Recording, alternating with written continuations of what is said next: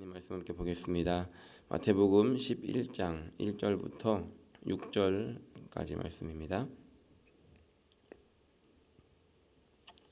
마태복음 11장 1절부터 6절까지 우리 한 목소리로 봉독하도록 하겠습니다.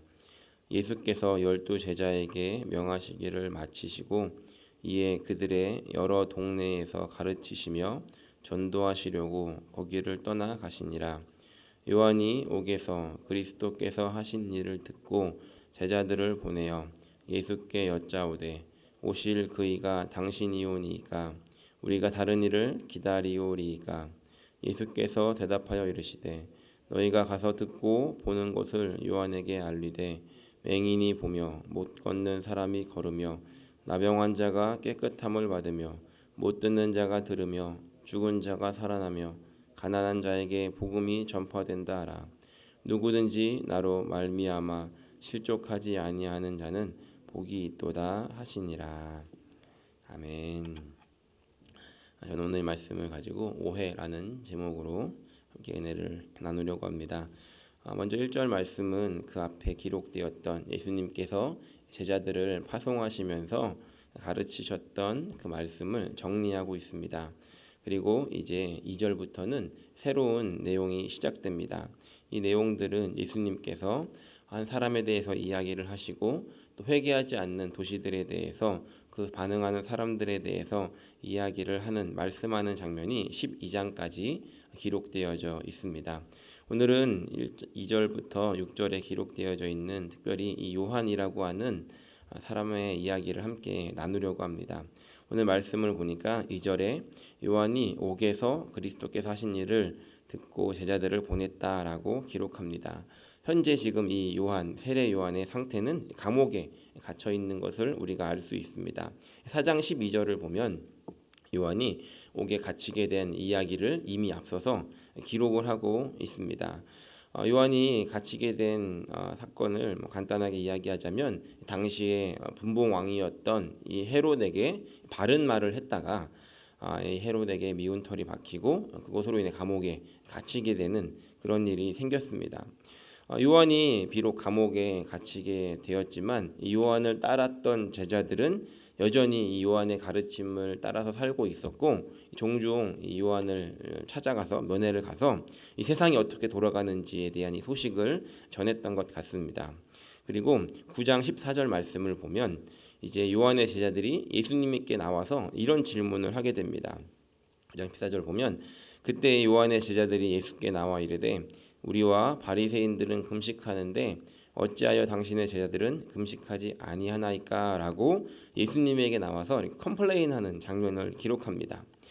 왜 당신과 제자들은 금식을 하지 않는 겁니까? 라는 질문을 하고 있는데 당시에 이 요한을 따르던 이 제자들과 이 그룹들과 이 바리새인들과는 상극이었습니다. 굉장한 마찰이 있었음에도 불구하고 이 종교적인 어떤 생활 방식, 또 율법을 지키는 이런 모습에 있어서는 굉장히 비슷하게 살았던 것 같습니다. 율법을 철저하게 지켰고 또 일주일에 한 번씩 또 시기마다 금식을 하는 것들인데 이 요한의 제자들이 볼 때 바리새인들도 저렇게 금식을 하면서 율법을 지키고 있는데 왜 예수님의 제자들은 그것도 메시아라고 하는 그런 분이 금식도 안 하고 또 절대 금기시 되었던 죄인들과 같이 겸상을 하는 이런 일들을 보면서 이 요한의 제자들은 도대체 이게 무슨 일입니까? 라고 예수님께 물었다는 것입니다. 요한은 예수님을 향해서 처음 예수님을 맞이하게 됐을 때 나는 그분의 신발도 들기 버거운 존재라고 했는데 이 요한의 제자들도 그렇게 이 요한의 가르침을 배웠는데 지금 뭔가 이상하다라고 생각했다는 겁니다. 요한은 예수님을 메시아라고 생각했는데 이 제자들을 통해서 들었던 이 감옥 안에서 들었던 예수님에 대한 소식은 전혀 예상치 못했던 그런 일들이었다는 겁니다. 그래서 요한은 이러한 질문을 갖게 됩니다. 예수가 정말 메시아가 맞는가? 내가 기다렸던 그분이 맞는가? 우리가 기다렸던 그분이 맞는가라고 하는 질문을 지금 감옥 안에서 하게 되었다는 겁니다. 여기에는 당시에 많은 유대인들과 마찬가지로 요한도 오해하고 있었던 것이 있었는데 그것은 이 메시아에 대한 이해입니다. 당시의 유대인들은 오랜 시간 동안 다른 나라의 지배를 받았습니다. 바벨론과 페르시아와 헬라 시대를 거쳐서 지금은 이 현재는 로마의 압제 속에 살아가면서 이 메시아에 대한 열망이 굉장히 이제 커져가고 있었는데, 그들이 꿈꿨던, 그렸던, 생각했던 이 메시아의 모습은 메시아가 오면 자신들을 이 로마의 압제로부터 구원해 줄 것이라고 생각했다는 겁니다. 그래서 정치적이고 군사적인 그런 메시아가 나타나서 자신들을 구원해 줄 것이고, 자신들에게 있었던 영광의 시간, 이 다윗의 시대에 어떤 그런 영광을 회복하게 될 것이다라고 하는 그런 마음을 모두 다 가지고 있었다는 겁니다. 그러니까 메시아가 오면 이래야 돼라고 하는 그림을 가지고 있었다는 것이죠. 심지어 예수님의 제자들조차 예수님을 따라다니면서 예수님이 곧 그렇게 하실 것이다라고 생각하면서 예수님을 따라다녔다는 겁니다. 요한 역시 그런 메시아를 기다리고 있었고 기대하고 있었고, 예수님에게 이 신뢰를 베풀었던 그 당시만 해도 이 한껏 기대가 부풀어 올랐었는데, 지금 감옥 안에서 듣고 있는 예수님의 모습은 전혀 그런 모습이 아니었다는 겁니다. 완전히 거리가 있는 그런 모습이었다는 것이죠. 우리는 여기서 한 가지 중요한 질문을 던질 수 있을 것 같습니다. 그것은 바로 이런 질문입니다. 하나님께서 만약에 어떤 일들을 행하시는데 내가 생각했던 대로, 나뿐만이 아니라 우리 모두가 예상했던 대로 하나님이 일하시지 않으실 때 나는 그것을 어떻게 받아들여야 하겠는가 하는 질문을 우리가 던질 수 있다는 겁니다. 우리는 나름 신앙생활을 해오면서 적잖이 하나님을 경험하는 그런 시간들을 가졌습니다. 하나님이 일하심을 받고, 이땐 하나님이 이렇게 일하셨어, 하나님이 이런 방식으로 역사하셨어 라는 것들을 우리는 경험하고 있습니다. 그런데 그것은 정말로 큰 은혜이고 축복임이 분명한데, 그러다 보니까 우리 안에 이런 마음들이 생겨나게 되는데, 뭐냐면 하나님이 이때는 이렇게 하셨어 라고 하면서 하나님을 제한해 버릴 때가 있다는 겁니다. 어떤 우리의 경험으로 하나님을 제한하고 그것에 벗어나는 모습을 보면 이건 하나님이 하시는 게 아니야 라고 단정을 지을 때가 있다는 것이죠.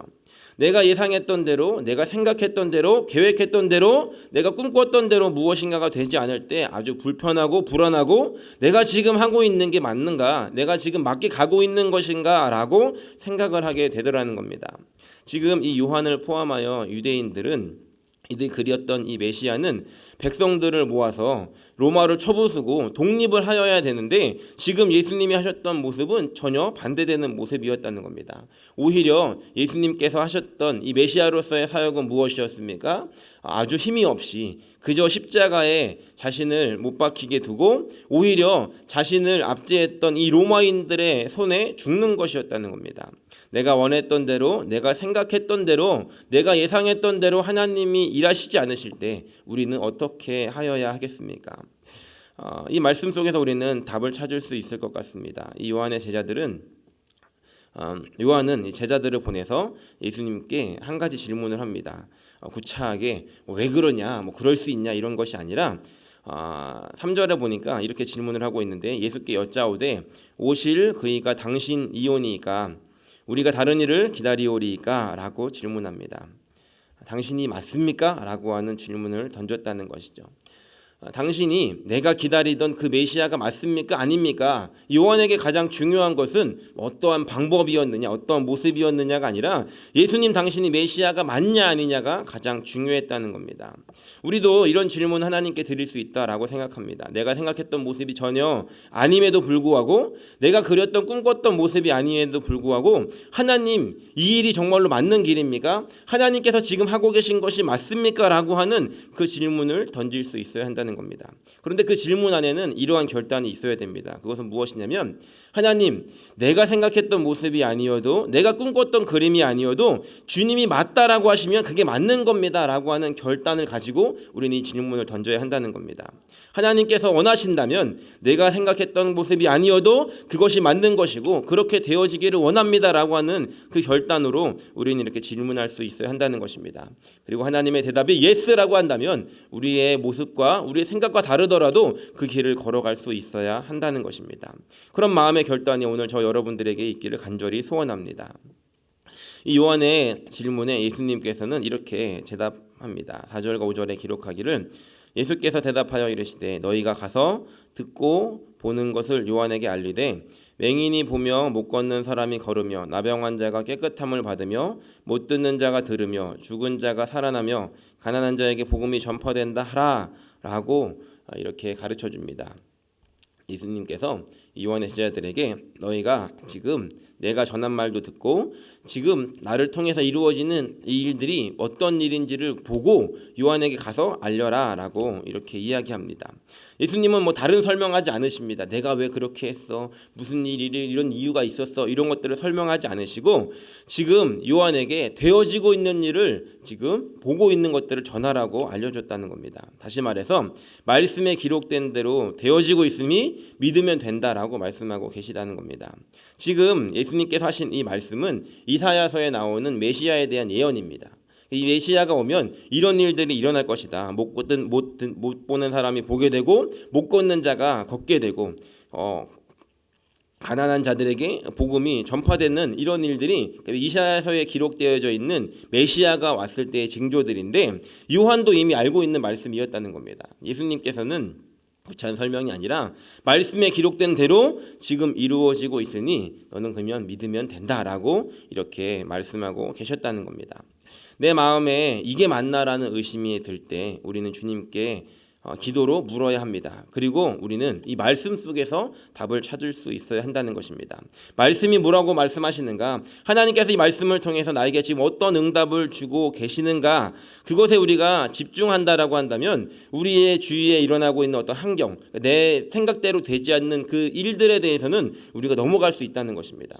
말씀 속에서 지금 이 말씀이 이루어지고 있구나라고 하는 확신이 우리 안에 있다라고 한다면, 그 믿음이 우리 안에 있다라고 한다면 우리는 다른 구차한 것들, 그 주변에 있는 것들은 그냥 넘길 수가 있게 되더라는 것이죠. 그리고 예수님께서 6절에 이렇게 말씀하십니다. 우리 함께 다 같이 읽어보도록 하겠습니다. 누구든지 나로 말미암아 실족하지 아니하는 자는 복이 있도다 하시니라. 예수님께서 이 말씀을 이렇게 정리하십니다. 누구든지 나로 말미암아 실족하지 아니하는 자가 복이 있다는 것입니다. 내 생각대로 되어지지 않음에도 불구하고 예수님을 신뢰함으로 하나님께서 주신 이 말씀을 붙잡음으로 넘어지지 않는 자가 바로 복된 자이다라는 것입니다. 오늘 여러분들이 이런 복을 받는 저 여러분들이 되시기를 간절히 축원합니다. 하나님께서 말씀하신 것, 그 말씀을 붙잡음으로 말미암아 우리가 실족하지 않고 넘어지지 않는 믿음이 저 여러분들에게 있기를 간절히 소원합니다. 우리의 생각과 우리의 뜻대로 가는 것이 아니라 말씀대로 이루어지고 있음으로 인해서 지금 하나님께서 이를 이루시고 계시는구나, 하나님의 뜻이 이루어지고 있구나라고 우리가 믿음으로 살아가며 고백할 수 있어야 한다는 것입니다. 요한은 이후에 어떻게 되었을까? 예수님의 이 메시지를 받고 아마 요한은 굳게 믿었을 것입니다. 내가 한 것이 맞구나. 지금 나는 비록 감옥에 갇혀 있지만 지금 내 사명은 이제 다 한 것이구나. 자신의 사명이 이 메시아의 오심을 준비하는 것이었는데 이제 메시아가 왔으니 나의 사명은 다 이룬 것이구나 라고 하는 그 마음으로 비록 몸은 감옥에 갇혀 있었지만 자신의 마음은 하나님께서 약속하신 그 사명을 이루었다는 것에 행복하지 않았겠습니까? 제가 이 말씀을 묵상하면서 이런 생각을 또 해보았습니다. 요한은 굉장히 일찍 죽습니다. 예수님이 십자가에 달려 돌아가시기도 전에 예수님께서 어떤 사역들을 더 이루시기 전에 요한은 모기 배임을 당해서 죽고 말죠. 우리는 그 모습을 보면서 이 사명을 향해서 헌신했던 이 요한이 이렇게도 비참하게 죽을 수 있는가라는 질문을 던질 수 있습니다.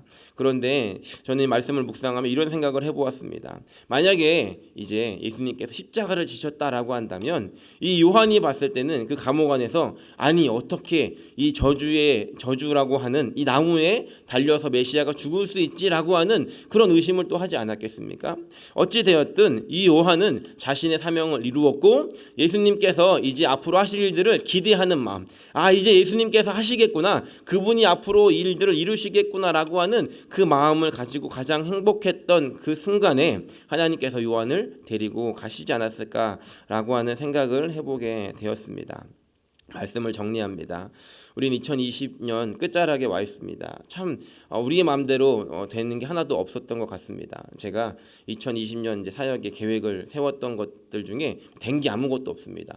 캠프도 못했고 그 원주민 선교도 못 갔고 하려고 했던 행사들도 못했고 심지어 예배도 제대로 드리지 못했던 그런 2020년이었습니다. 아마 여러분들도 그런 2020년을 보내셨을 것이라고 생각을 합니다. 2020년도에 참 내 생각대로 우리의 마음대로 되지 않는 일들이 많았다는 것이죠. 그런데 2021년이 됐는데 그럼에도 불구하고 내 생각대로 되지 않을 때 우리는 어떻게 해야 되겠는가 하는 것입니다. 내 생각대로 내 예상대로 내가 그렸던 대로 되지 않을 때 그런 것들을 통해서 하나님이 정말로 하시고 있는 것인가라고 하는 의심이 들 때 우리가 그 의심에 파묻히는 것이 아니라 하나님께 나와 묻고 그것이 비록 내가 원했던 방법이 아니다 할지라도 하나님의 뜻대로 이루어 주십시오라고 하는 마음의 결단으로 기도하고 다시 한번 이 말씀을 붙잡고 우리가 말씀을 읽어가면서 이 말씀 속에 하나님의 일하고 계심을 보며 우리가 2021년을 살아갈 수 있는 그런 저 여러분들이 되시기를 예수님의 이름으로 간절히 축원합니다.